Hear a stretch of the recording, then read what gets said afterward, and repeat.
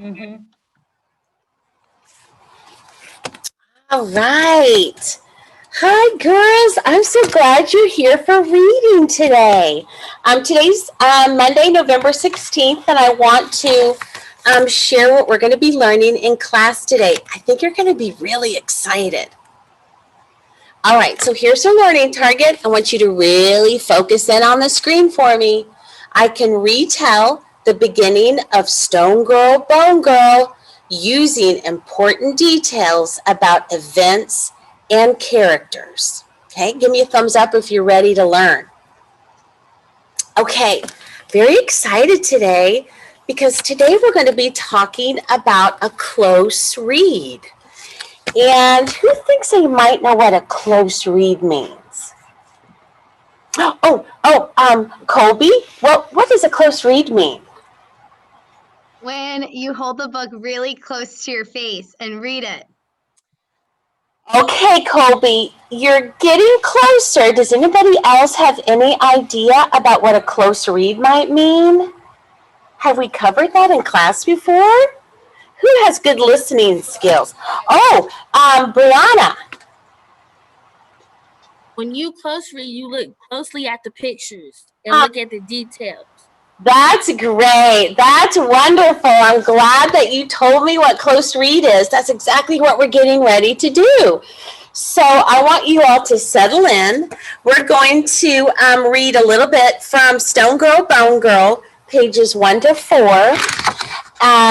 When we get to certain places in the close read, I'm going to ask some questions. So I really want you to be listening, okay? Let me switch to my document camera so you can really see this.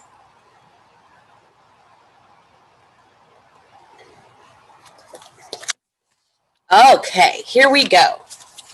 When Mary Anning was a baby, she was struck by lightning. It split a huge elm tree and threw Mary right out of her nurse's arms.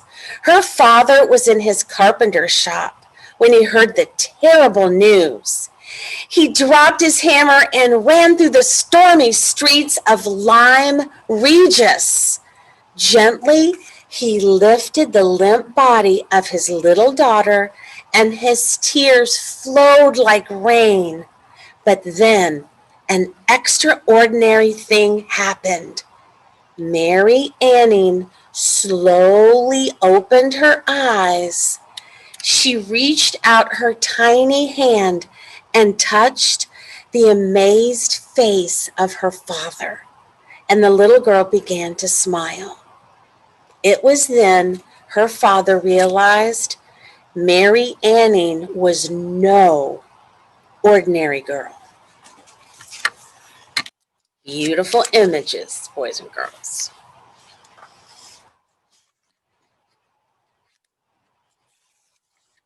The years rolled by like waves. Mary grew into a clever girl. A mind as quick as lightning, her mother teased. Mary had few friends except her father, whom she adored. Like everyone else in town, she called him Pepper because of his speckled beard. One Saturday, Pepper closed his workshop early. He took Mary down to the cliffs by the crashing sea. She held tightly to his hand because she knew how dangerous it could be. The clay cliffs at Lyme Regis are soft as melting chocolate. Mary had sometimes seen huge slabs of land slipping and tumbling to the beach below. Pepper had stories of whole fields of the cliff tops which had disappeared beneath the feet of grazing cattle. He knew a place, he said, where half a farmhouse sat balanced on the cliff edge.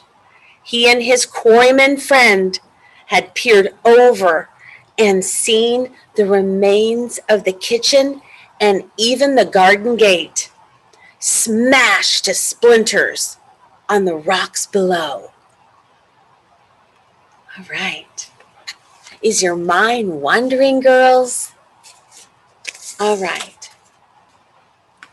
So I want to take us back to page 1. I have a couple questions I want to ask you. Let's go back here. It was then her father realized Mary Anning was no ordinary girl. Think about the events that happened right here at the beginning of the story. Why do you think that Mary's father, Pepper, thinks she's no ordinary girl? Who would like to tell me what you're thinking? Oh, yes. Ashlyn, please tell me. She is not an ordinary girl because usually if you're struck by lightning, you die, but she didn't die. I love that thinking. That's exactly right. She survived being struck by lightning. You know that girl's going to be extraordinary, right? All right. What does ordinary mean? Miss Frank, would you like to tell me what ordinary means? I just heard Miss Salters talk about that. What does ordinary mean to you? Ordinary means normal. Okay, so if Mary's father thought that she was no ordinary girl, she was extraordinary. Who would like to tell me what they think the opposite of ordinary might be with extraordinary? Oh, yes, Brianna, please tell me. It means she's special. She is special, just like you for answering that question perfectly. Good job. I want to take one more question from you guys before we stop our close read today. Let me take you to page 4. She said a lot of things about her father, right? But focus in on this section right here. Mary had few friends except her father, whom she adored. Why do you think she adores her father so much? And maybe this is something too that you can pull some of your background knowledge in. Why do you think she loves her dad, adores her dad so much?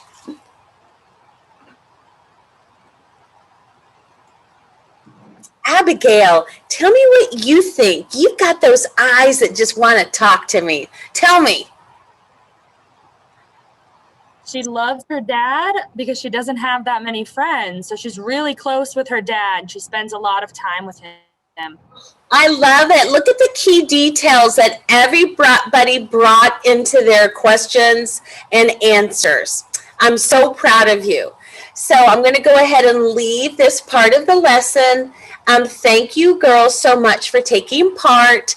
And also, parents, thank you so much. This is 2nd grade. Just cluing you in a little bit about how your kids learn in our classes.